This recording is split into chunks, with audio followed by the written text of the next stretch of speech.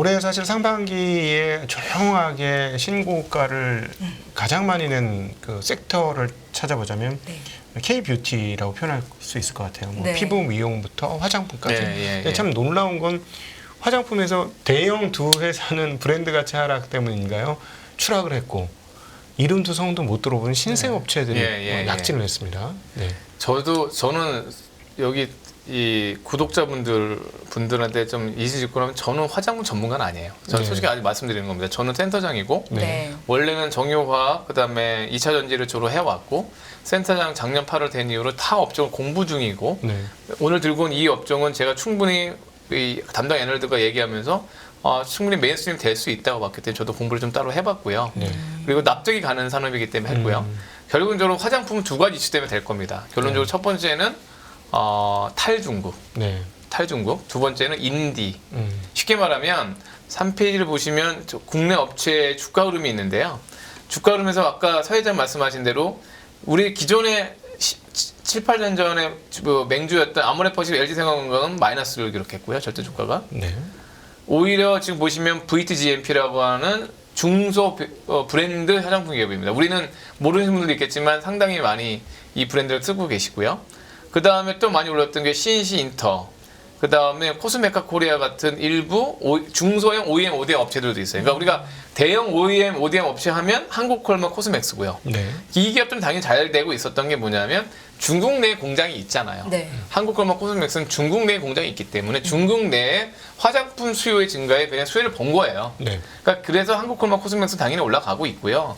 다만 코스메카 코리아나 아니면 뭐 CNC 인터 뭐 이런 기업들은 중소형 OEM, ODM인데 이게 되는 이유는 아까 말한 역설적으로 중소형 화장품이 된 거죠. 네. 그게 뭐 클리오라든가 여기 보시면 VTGMP 이런 기업들이 간 건데 그 이유가 뭐냐면 중국에서 쓰지 않는 타 지역에서 상당히 우리가 수출을 많이 했고 그 다음에 인디 화장품 중에 늘어났다는 거예요. 제가 그림을 하나만 더 설명드리면 이 그림은 상당히 중요합니다. 지금 여기 일본인이 사랑하는 해외 화장품 1등은 원래 프랑스였습니다. 네. 저도 뭐 여성 화장품 모릅니다. 랑콤, 뭐 언제적 랑콤인지 모르겠지만. 네. 하여튼 프랑스가 부동의 1등이었어요. 그 오른쪽 밑에 있는 그림을 보시면 일본 화장품 수입 내 국가별 비중을 보면 프랑스가 여기 색깔로 보면 요 색인데 지금 보시면 민트색. 네. 21, 그러니까 결국 계속 1등은 단일 국가는 1등이었습니다. 요 블루 칼라는 기타 국가들이니까요. 우리나라는 2018년에 그 반밖에 안 됐어요. 근데 작년 기준에서 드디어 일본이 수입하는 화장품의 1등을 한국이 한 거죠. 네. 이거는 그냥 현상이 아니라 아까 말한 대로 뭐 여러 가지 이유가 있습니다. 여기 그 이유를 쓰면 다양한 색감, 뭐 가성비. 근데 오히려 좀 최근에 파워 유튜버나 이런 분들한테 물어보면 가장 큰 거는 어떤 K-팝과 어떤 K-컬처가 문화를 분명히 준 거고요. 그러니까 연예인들의 화장법이 이미 미국과 달라요.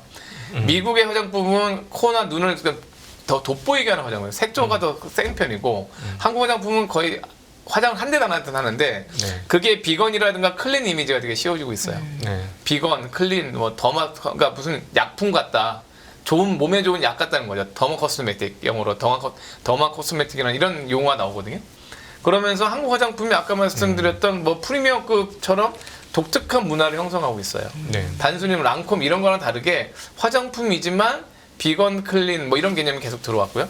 그리고 이러면서 중소형 브랜드들이 매출이 늘면서 OEM, ODM까지 따라가는. 그래서 일본의 화장품 수입이 크게 늘지 않았나라고 보고 있고요.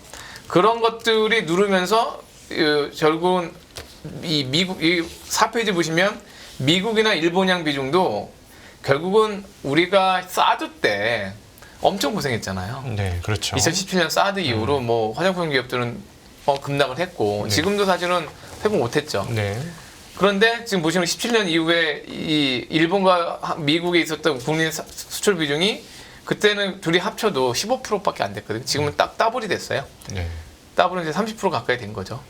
그러니까 이 부분은 이제 탈중국이 돼서 오히려 글로벌하게 되는데 이거는 아모레퍼시픽이나 이런 대형 화장품이 아니고 중소형 화장품들이 이걸 이렇게 해온 겁니다. 그리고 이 부분이 일부 이제 컨텐츠 유튜브, 그 다음에 뭐 파워 유튜브들의 화장법, 그러니까 틱톡 영상, 쇼츠 이런 걸 통해서 엄청나게 퍼져나가는 거거든요. 그래서 조선미녀도 뭐 매출액이 600% 빨리 올라왔던 것도 그런 거고요. 이런 부분들은 상당히 저희에게 긍정적으로 앞으로도 더 긍정적일 수 있어요. 그러니까 대형 화장품 회사처럼 해서 그렇게 크게 나가는 게 아니라 시기에 맞는 화장품을 더 빨리 더 트렌디하게 만들 수 있다는 점 장점이거든요. 그래서 저는 그렇게 일시적으로 보진 않고 오히려 내년까지도 길게 봐야 되는 상황이다라고 보고 있습니다. 화장품 직접 쓰고 계시는 우리 최은정 앵커님께 여쭤보는데 그 한국 화장품의 그 장점, 그다음에 해외 화장품의 장점 뭐 이런 거 좀 비교하실 수 있으면. 해외 화장품은 사실 제가 다양한 화장품을 써보지는 못했기 때문에 그냥 제 개인적인 의견을 드리면 소위 이제 뭐 명품이라고 하는 그런 해외 브랜드들은 일단 비싸잖아요. 그렇죠. 효과가 어떤지 몰라도 일단 비싸다. 근데 한국 제품들은 그거에 비하면 좀 저렴하다. 네. 그리고 실질적으로 요새 저도 이제 화장품을 고를 때 유튜브를 많이 보는데 인플루언서들이 어떤 제품이랑 그쵸. 어떤 제품 막 비교하고 실제로 써봤는데 어떻더라. 그리고 또 피부 체형에 따라서 뭐 어떤 경우에는 이 화장품을 써라. 이런 것들을 보고 제가 구매를 많이 하는데 만족스러워요. 이게 그쵸. 가장 중요한 포인트인 것 같아요. 아 그렇군요. 하기야 뭐 그 화장품 이렇게 피부 로션을 바른다고 해서 뭐 여기에 그 로션 바르는 자국에 LVMH 뭐 이렇게 안 남잖아요. 그렇죠? 네. 그러니까 이게 남으면은 그렇게 바를 것 같은데 안 남으니까 뭐 굳이 비싼 거 안 바르고 내 피부에만 맞으면 그게 그렇죠. 딱인 거잖아요. 그리고 피부는 사실 타고나는 게 있기 때문에 아무리 뭐 비싸고 좋은 제품을 바른다고 해도 백옥 피부가 되기는 쉽지 않아서 이제 만족도에 따라서 이제 선택을 하게 되는 건데 한국 제품이 가성비가 참 좋다. 네, 우리 센터장님 말씀을 듣다 보니까 이게 결국은 시대적 변화가 이끌어낸 어떤 산물이다라는 생각이 많이 드네요. 그렇죠. 그러니까 저희들이 봤을 때 대형 TV 광고나 매스미디어 광고가 아니고요. 인플루언스, 그다음 쇼츠, 콘텐츠 유튜버 이런 것들이 다 융합적으로 됐고. 근데 가성비고 자꾸 얘기하는데 저는 약간 불만인 게 이게 우리나라가 지금 이 화장품을 가성비로만 보고 있진 않아요. 그러니까 저도 이번에 9월 12일인가 2024 K-뷰티라고 하는 포럼 같은 게 있었는데 거기에 수많이 왔던 그런 분들의 의견들은 뭐냐면 문화적인 형성이 되게 중요하다고 보고 있어요. 특히 우리가 문화라고 보면 뭐 의류나 신발도 마찬가지지만 뭔가 우리가 따라가고 싶고 그 사람과 닮고 싶고 그 다음에 그 다음은 뭐냐면 동질화되는 거잖아요. 그렇죠. 내가 이 화장품을 쓰는 순간. 그러니까 코리아 뷰티라는 것이 코리아가 미인이라는 거예요. 그 기저에는 그 기저에는 코리아의 여성들이 미인인데 특유의 화장법과 색조가 훨씬 남달랐다는 거고 그것을 지금 제품으로 구현했다는 거예요. 그냥 간단한 논리예요. 근데 그걸 연예인들과 케이팝 이런 것들이 그걸 좀 가동시켜 준 거고 그리고 뭐 뒤에 있을 여러 가지 K푸드까지 나오면서 뭔가가 계속 승승장구하는 붕업되는 모습이고 좀 이따가 뭐 미용 의료기기도 말씀드렸지만 미용 의료기기도 맨 처음에 저도 가성비라고 많이 판단하고 있는데 우리나라의 기본적인 어떤 성향에 맞는 또 방식으로 제품을 만든 거거든요. 그래서 그런 식으로 보면 가성비와 그 외에 다 무형의 어떤 브랜드와 이거 굉장히 중요하게 했다. 가성비면 사실 중국 로컬 되게 위협이 되거든요. 다행히 질문 주실 거라 봤지만 뭐 이렇게 가성비면 물론 일본이 사랑하는 해외는 조만간에 중국이 될 수도 있잖아요. 사실 뭐 중국 제품도 아까 말씀하셨으면 코스메틱이나 한국 콜마에서 만드는 거니까 한국 제품이죠. 사실 따지고 보면. 근데 이제 거기서는 한국 콜마나 코스맥스인데 ODM이 아닌 이상 OEM 같은 건 주문자 방식이니까 주문자가 원하는 대로 해주면 되거든요. 그러니까 중소형 OEM 오디오 업체는 더 다양한 주문을 받을 거고요. 걔네도 주문을 받겠지만 중국의 브랜드 화장품이 받는 대로 받는 건 조금 차이가 있을 거고 그리고 미용 의료기기도 마찬가지인데 중국 로컬 화장품들이 결국 중국이라고 하는 이미지가 뭐냐 이게 또 죄송합니다. 그렇죠. 다른 뜻은 아닌데 중국은 상당히 좋고 발전한 나라지만 뷰티나 미용에 있어서 과연 맞느냐 이 부분은 또 냉철히 판단해 보셔야 돼요. 해외여행을 갔을 때 중국 아름다운 여성도 많지만 사실 좀 다른 부분이잖아요. 그 부분들은. 그러니까 많은 분들이 연예인을 보고 따라하는 게 아니라 일반적인 단체 관광객들이 입는 우리들의 패션도 되게 조금 우리가 좀 잘 입어요. 한국인들이. 그런 게 있습니다. 그러니까 이런 부분들이 다 규합됐다고 저는 보고 있기 때문에 로컬 중국 업체들이 바로 우리나라처럼 바로 뒤에 따라오진 않을 거다. 그렇게는 보고 있습니다. 갑자기 이런 생각이 드네요. 우리 옛날에 몽골에 점령당했을 때 한국에 몽골풍이 넘쳤고 해방 이후에 미국풍이 넘쳤는데 이제 최근에 전 세계적으로 한국풍이 넘치는 그렇게 되길 바라고 있고요. 그런 분위기가 좀 있는 거네요. 모르겠어요. 근데 제 선행인데 저도 아주 뭐 젊은 MZ 세대가 아니다 보니까 그렇게 트렌드하게 못 느끼는 거예요. 저도 센터장이지만 사실은 그러니까 이거를 작성하신 젊은 분들 우리 애널들하고 많은 얘기를 했었거든요. 근데 맞는 것 같아요. 그러니까 결론적으로 이거는 그들만이 공유하는, 그러니까 TV를 보지 않는 그 유튜버들의 세계에서는 더 공고화될 수밖에 없을 거라고 얘기하거든요. 네. 저희가 감으로 느끼는 건 아예 차원이 다른 부분인 거죠. 실제로 제가 아주 가까운 사이가 연예인 활동을 하고 있어요. 아주 네. 유명한 연예인은 아닌데 댓글에 보면 한글보다 다른 나라 댓글이 더 많아요. 예. 그리고 이제 우리 나이 때는 유튜브를 보지만은 젊은 친구들은 유튜브를 또 들이보더라고요. 뭐 다른 거를 많이 봐요. 뭐 어떤 거요? 틱톡이나 쇼츠, 쇼츠, 인스타그램 네네. 뭐 이런 쪽으로 훨씬 더 많이 보는데 그쪽에 보면 거의 국제화되어 있어요. 그쵸, 국제화되어 있어요. 예, 채널이. 그래서 사실은 뭐 저희 채널도 이게 영어로 이렇게 자막이 나가고 하면 최은정 앵커님 아주 스타가 되실 수 있습니다. 국제적으로. 좋은 아이디어네요. 저도 스타가 될 수도 있지 않을까. 네, 우리 모두 다 같이 스타가 될 수 있는 방법이 아니, 그러니까 예. 외국 사람들이 보기에 한국 사람 너무 예쁘다고 보는 거죠. 화장도 예, 그런 잘하고. 문화들이 분명히 맞는 예, 것 같고. 센스 그리고 있다라고 이렇게 평가가 화장품은 그러면 이제 성장하지만 이게 지금 윗뚜껑이 열리면서 이제 수출로 나가는 거니까 네. 앞으로 성장 궤도는 상당히 남았다. 그럼 화장품 섹터가 주도주가 될 수 있다라고 보시는 건가요? 저는 센터장님? 된다고 그러니까 근데 여기서 꼭 짚고 싶은 건 저는 K 뷰티라고 그러면 그걸 화장품만 얘기하는 게 아니라 네. 밸류 체인이라는 게 있거든요. 그렇죠. 그걸 몽땅 사야 된다는 거예요. 뭐냐면 보세요. 우리가 한국콜마나 코스맥스나 이런 그 원료가 있으면 그 전 단계에도 원료가 있거든요. 바이오 의학도 있고요. 네. 그게 바로 휴메딕스나 파마 리서치. 그래서 바이오를 다 미는 게 아니라 K-뷰티 바이오가 따로 있는 거예요. 그렇죠. 그러니까 보톡스도 있는 거고. 그렇죠. 예. 그러니까 휴메딕스나 파워리, 콘조나 리조나 이쪽 예, 계열들이 더 열리고 있고 그 다음은 ODM 어웨이 업체고 그 다음에 브랜드 화장품 업체, 중소형 브랜드 화장품 업체 그 다음에 미용 의료기기까지 네. 가야 되는 거거든요. 네. 그러니까 이 체인들을 다 사셔야 되는 거고 그러니까 위가 열려 있고 그리고 또 하나는 그럼 성장성이 뭐냐면 아까 말한 대로 이제 해외 수출이 계속 느는 것도 있지만 우리나라 그러니까 미용 의료기 같은 경우에 MZ 세대들도 제가 물어봤거든요. 그러니까 우리가 좀 병의원을 가서 이걸 예를 들어서 뭐 600샷을 맞으면 뭐 예를 들어서 뭐 몇십만 원, 뭐 100만 원 한다. 네. 그럼 한단 말이에요. 하더라고요. 그러니까 저도 맨 처음에 네. 안 믿었어요. 근데 이것도 세대 차이인데 죄송합니다. 또 자꾸 방송에서 무리 일으키는 것 같은데 근면하고 저축하는 이미지랑 그런 스테레오타입이 있는 저희 세대랑 네. 자기를 위해서 충족하는 것이 오히려 더 맞는 거. 저도 그건 동의하거든요. 과욕하지 않는 이상 자기 몸을 더 좋게 하고 더 건강하게 해서 일을 더 잘하는 거면 좋은 거잖아요. 일을 잘 안 해도 되는 건지 모르지만 하여튼 네네. 그냥 이런 말 하면 또 하여튼 그래서 이런 MZ 세대나 추가적인 어떤 파급 효과가 우리가 예전에 있었던 해외 수출과 좀 다른 거죠. 그러니까 그 2030 세대 그러니까 글로벌한 2030 세대의 성향이 거의 컨슈머한 소비성이 유사하다는 거예요. 네. 제 말 무슨 뜻인지 아실 그렇죠. 거예요. SNS로 서로 연결돼서 과거 어느 때보다도 동질성이 그쵸. 피부색은 달라도 동질성이 매우 커진 것 같은. 그러니까 우리처럼 금맹절약하겠다는 서로 그러니까 이데올리가 좀 다르지 않고 네. 되게 어떻게 보면 자기에 충실하려고 하는 문화. 네. 그러니까 우리가 보통 사모님들만 그 병의원 가서 그걸 받는 게 아니라 네. 모든 걸 젊은 세대들도 다 2030도 병의원 가서 받고 있다는 거고 미국도 그렇고 한국도 그럴 거라는 거죠.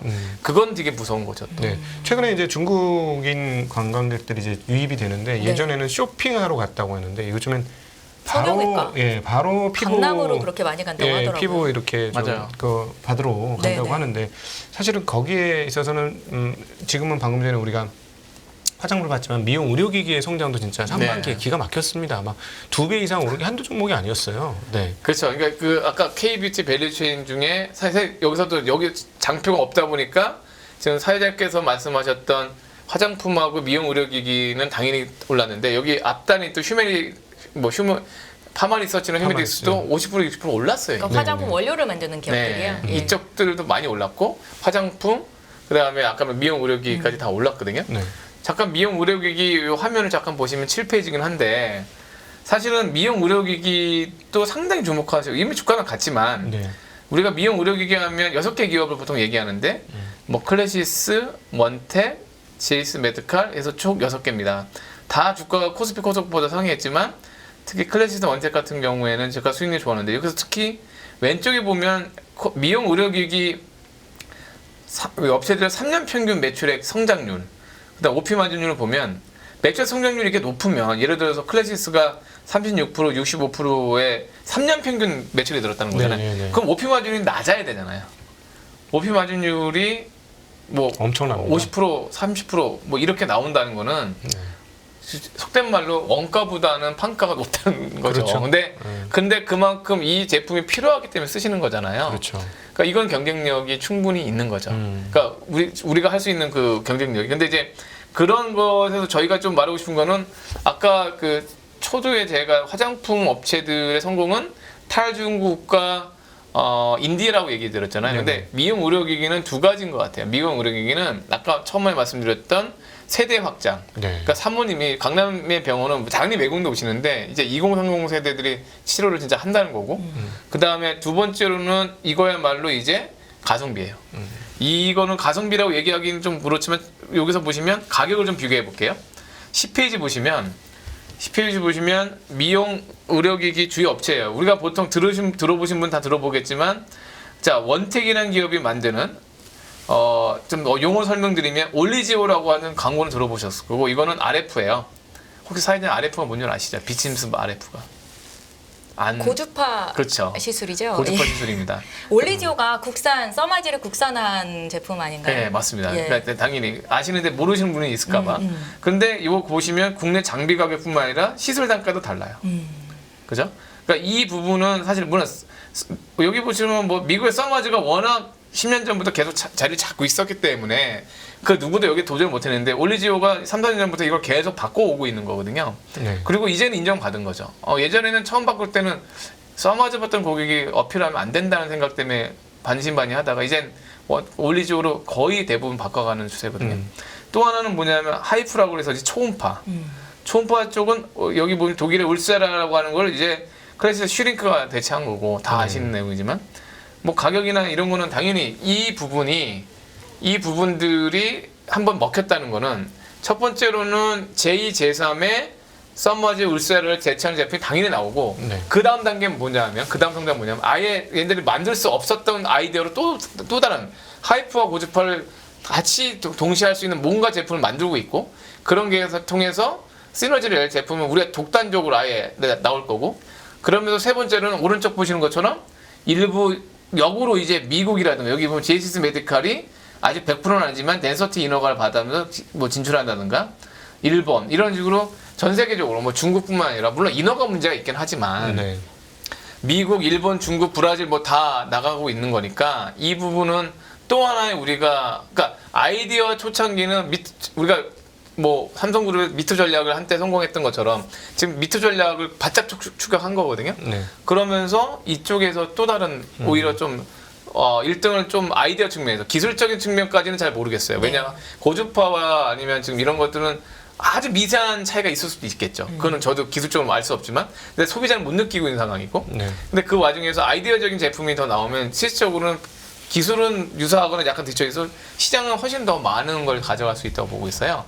그래서 이 부분은 미용 의료기기는 우리가 분명히 가성비로서도 그렇고 세대의 어떤 확장성 그리고 소모품이 들어가잖아요. 잘 아시겠지만 이게 이제 이 장비가 있어도 쉽게 말하면 이 시술을 하면서 샷을 쏘면 샷을 계속 교체해주는 이런 문제들.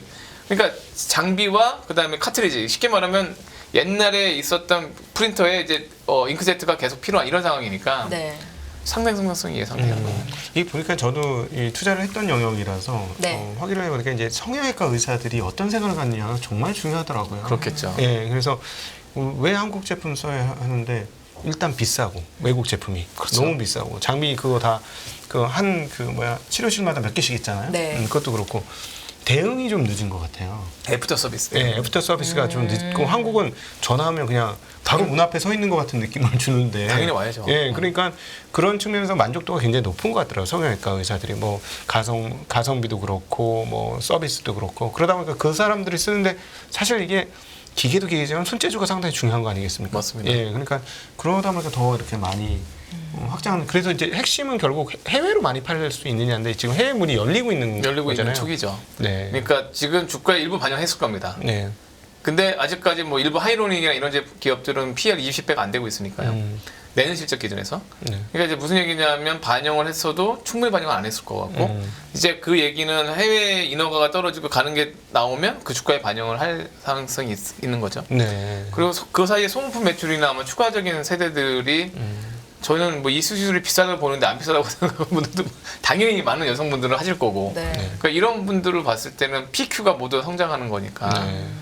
일단은 당분간 전 내년까지도 계속 이 테마를 계속 보시는 게 맞다라고 네. 보고 있는 거죠. 제가 이제 여기 방송 들어오기 전에 이 KBT를 보면서 우리 최현정 앵커하고 같이 약간 대화를 했어요. 네. 저도 점을 뽑아봤거든요. 저도 뽑아봤습니다. 네, 저를 뽑았는데 나는 아파서 다시는 하기 싫다 이랬더니 여자들은 안 아프답니다. 점 왜 그러죠? 뽑는 정도는 아픈 게 아니고 그냥 따끔한 거죠.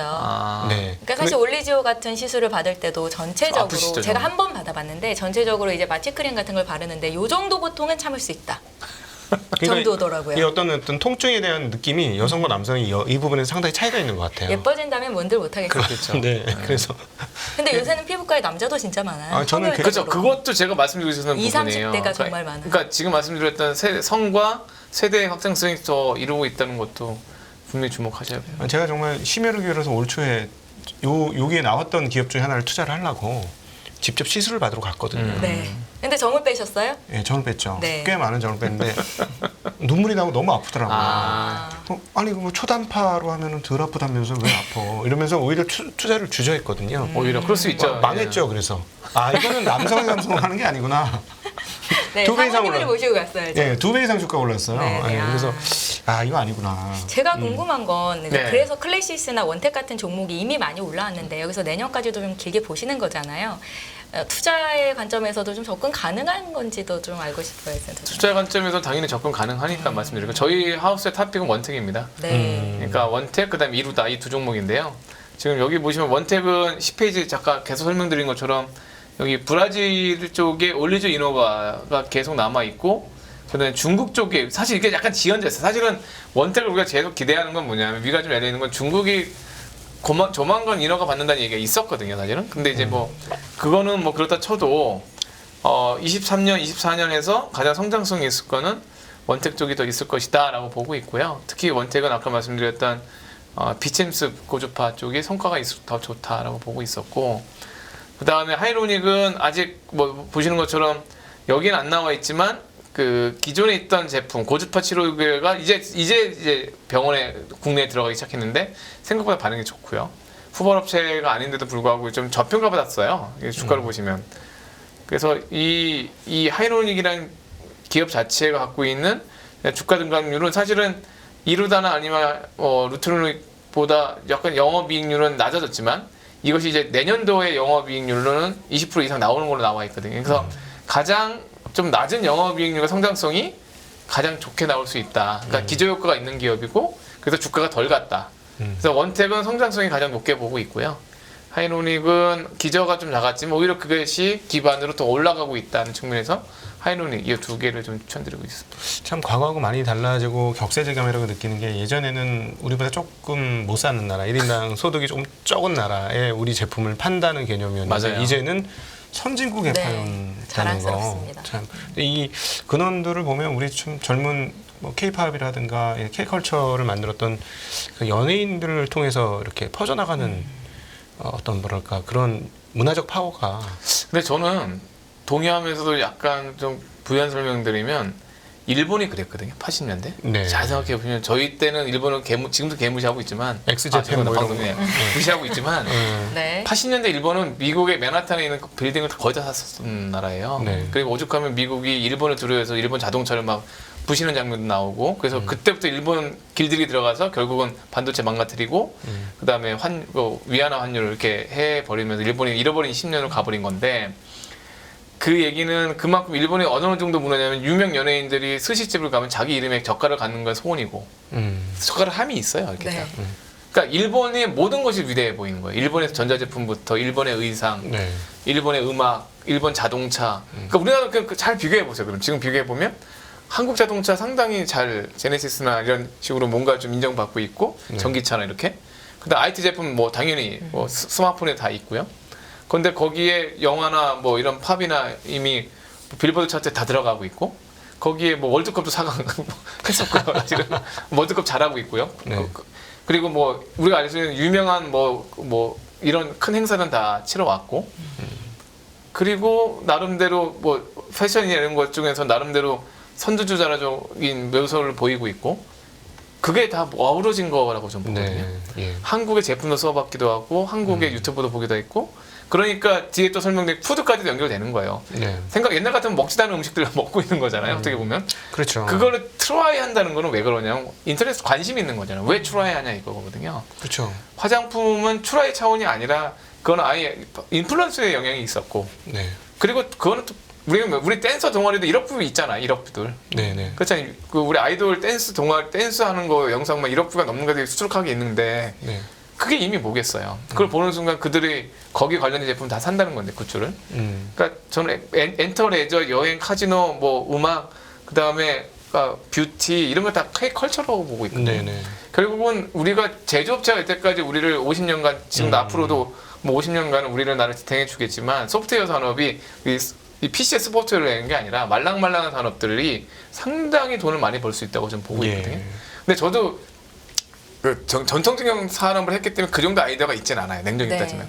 그거를 저도 이제 계속 디벨로핑 할 건데 제가 이거 들고 나오고 이거 사회자분들 투자를 하셨겠지만 이 부분은 그냥 일시적으로 넘어갈 부분은 아니라는 거예요. 꼭 말씀드리고 싶은 거는 이것을 어떻게 어떤 방식으로 엮고 묶어야 될지 모르겠지만 탑라인이 분명히 확장성이 있는 산업이고 그리고 문화적 접근이 가능하기 때문에 우리가 생각하지 못한 또 다른 매출이나 또 다른 이익이 나올 수 있다는 점에서는 그냥 픽업하기 큐로라는 제조업만 생각해서는 안 된다. 네. 그렇게는 보고요. 그렇죠. 말씀하신 대로 사실 음식이라는 거는 굳이 뭐 아르메니 이런데 음식 드셔보셨어요? 아니요. 투르크스탄 이런 데 있잖아요. 네. 그러니까 그 한국의 음식을 먹어본다는 건 한국이 그만큼 매력적으로 보이니까 쟤네 나라 음식은 도대체 뭐가 있을까?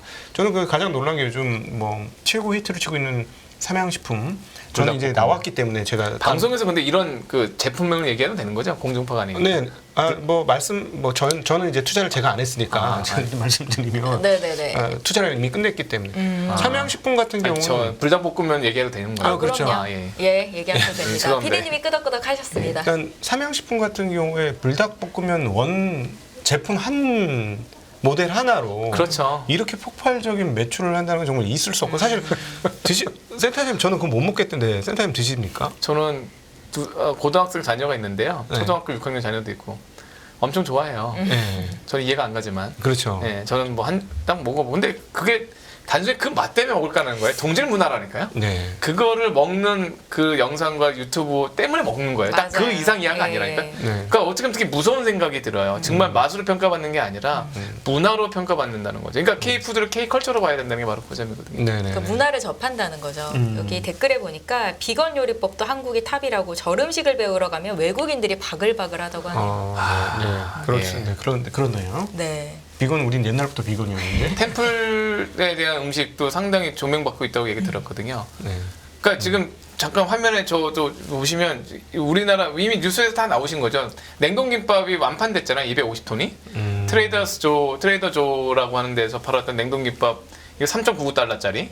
이거 팔았는데 반응들이 다 장난 아니에요. 원더풀인데 10점 만점에 10점이라는 기사도 나왔고. 근데 결국은 뭐 미국의 음식값이 비싼 것도 있지만 그 기저에는 이거를 코리안 스시라 부르지 않고 영어로 KIM, BAB로 했다는 거거든요. 네. 김밥. 그러니까 코리안을 먹고 싶다는 거예요. 네. 근데 이게 하필이면 다 비건이었어요. 그러니까 여기에 계란 이런 걸 빼고 유부를 넣는다든가 뭐 이런 식으로. 그러니까 야채 맛 이런 걸 다 준 거거든요. 그러니까 지금 다시 말씀드리면 여러 말씀드리지만 컬처와 관련된 이 K뷰티와 K푸드와 이 K팝을 저는 성장성 있게 어떻게 묶어낼 거냐. 그래서 이거를 또 우리 국가적으로도 어떻게 발전시켜서 우리의 산업을 할 거냐. 이건 상당히 중요한 고용 창출 효과와 국부 창출이 있다고 보거든요. 네네. 주식시장의 측면을 계속 관심 갖고 보셔야 됩니다. 네. 네. 그러니까 이거를 이제 한 업종만 빼고 놓으면 이게 한국을 어떻게 먹여 살려 이러지만 말씀하신 대로 K컬처로 모두 묶으면 엄청난 거예요. 굉장히 큰 산업이 되는 네. 거죠. 여기에 이제 엔터나 이런 쪽까지 붙으면은 뭐 어마무시하게 사이즈가 커지는 그런 쪽이 되는 거고 또 제가 보니까 일본하고 중국이 이걸 일단 못 따라오겠더라고요. 그렇죠. 문화적 성향이 좀 다를 것 같아요. 예, 제가 이제 현장에서 얘기를 들어보면 네. 정말 미안한 얘기지만 너무 촌스럽대요. 일본 그 엔터 쪽에 일본 엔터 그 정도인가요? 제가 엔터는 그 전까지 잘 몰랐는데. 제가 최근에 가서 거기 일본 여자 아이돌 움직이는 거 텔레비전에서 보고 왔는데요. 네. 한 20년 전쯤인 것 같아요. 아주 옛날 느낌이 좀 나더라고요. 느릿느릿한 걸그룹이군요. 예, 그리고 뭐 한 16명 나와서 떼춤을 추는데 네. 잘 맞지도 않고. 잘 안 맞아요? 네, 맞추긴 맞추는데 저희 것처럼 이렇게 딱딱 떨어지는 그런 게 아니고 그리고 세련되지 않아요. 여러 가지 춤이나 이런 것 율동하고 있더라고요. 그런 느낌이 많이 들었습니다. 차이가 많이 납니다. 강점이 있겠네요. 네, 그래서 그 나라에서 어떻게 할 수 없는 어떤 한계, 그다음 중국은 또 약간 이게 좀 닫힌 사회가 돼 버리니까 최근에. 그렇죠. 예. 중국의 이슈는 또 그런 게 있죠. 그래서 제가 홍콩에 있는 분들한테 물어봤는데 옛날에 준경사님, 화양연화 그 멋진 영화 만들던 사람 다 어디 갔어? 왜 안 나와요? 이렇게 물어봤더니 중국 갔다고 돈 많이 준다고 다 중국에 들어갔다는 거예요. 예, 그래서 그렇죠. 근데 그럼 왜 또 제품이 그래도 나와야 되는 거 아니에요? 영화가 다 거기는 점검 받잖아요. 이러면서 그 옛날 그 홍콩 르와르 같은 게 안 나온다는 것이죠. 그러니까 결론적으로 그것도 문화예요. 홍콩은 홍콩만의 문화가 있었어요. 잘 생각해 보시면. 저는 지금도 싱가포르, 홍콩 출장 가면 오히려 홍콩을 더 좋아하거든요. 뭔가 사람 냄새가 나고 밖에 옷이 걸려져 있고 그 조그만데 70년대, 60년대 지은 건물들 느와르거든요. 그 문화를 계속 살리지 못한 거죠. 우리한테 기회입니다. 다른 말로 하면. 그래서 우리가 이거 아까 말씀드렸던 원료 의약품, 화장품부터 미용 의료기 화장품, 그다음에 그거 연결된 여행, 그다음에 그 팝, 엔터, 드라마까지 이렇게 쭉 연결되면 상당히 중요한 거죠. 제가 또 좋아하는 뉴스 중에 하나가 SPG 삼립에 있는 그 파리바게트라고 하는 18년 만에 흑자가 나왔다고 하더라고요. 해외 점퍼가 150점. 그러니까 미국에서만 매출이 4천억 정도 합니다. 근데 150점을 냈는데 그동안 계속 18년 동안 적자였고요. 드디어 이제 흑자가 나온 이게 거거든요. 어떤 의미가 있는 거예요, 센터장님? 빵을 생각해 보시면 사실은 서구화된 우리 빵 문화는 사실은 빵이라는 게 프랑스어긴 하지만 그게 사실 미국에서 빵을 판다는 게 쉽진 않을 거예요. 생각해 보시면. 근데 왜냐면 오리진으로 생각하면 좀 다른 문화잖아요. 우리는 라이스 문화고 원래가. 근데 이제 거기서 근데 역으로 보면 파리바게트가 18년간 그렇게 헤맸던 이유는 그만큼 빵으로만 접근했던 거잖아요. 그 빵 먹고 싶지 않다는 거였다는 얘기예요. 쉽게 말하면. 빵이 정말 맛있고 독특했다면 그 빵은 진짜로 다 매진돼 있겠죠. 근데 SP3님이 하는 건 한국 빵을 먹는 어떤 장면, 인플루언서들, 유튜버가 나온 거예요. 근데 한국 빵이 독특하다. 아까 말씀하신 대로 잠시 소시지가 끼어있는 빵, 말도 안 되는 빵을 만들고 있다고 생각하지만 우리는 맛있는 빵이고 어떻게 보면 다양한 아이들 빵을 만들고 있거든요. 그런 빵들이 먹히고 있는 하는 거죠. 포인트가 그들의 입맛이 변한 게 아니라 K컬처를 그냥 받아들이고 있다. 그렇죠. 이렇게 해석을 하면 되겠군요. 그 빵은 예전부터 있었을 겁니다. K팝이니 K푸드니 K 화장품이 이렇게 나눌 것이 아니라 이것이 한데 어우러져서 낼 수 있는 시너지가 확실히 커질 가능성이 큰 시장이다. 분명히 올 것이다라는 뉘앙스로 말씀을 하셨고요. 거기서 종목을 골라내는 해안은 각자 잘 헤쳐나가시기 바라겠습니다. 끝없는 위기 속 기회는 언제나 숨어 있습니다. 성공한 투자 고수들과 나눈 투자의 철학. 다가올 기회를 잡아내는 부의 만찬으로 여러분을 초대합니다. 푸짐하게 한 상 차려놓았습니다. 안녕하세요, 유승입니다. 더 많은 영상을 보고 싶으신 분들은 화면 오른쪽에 있는 구독 버튼을 눌러주시기 바랍니다. 그리고 영상을 보시면서 좋아요는 필수인 거 아시죠? 항상 인포맥스 라이브를 사랑해 주셔서 감사합니다.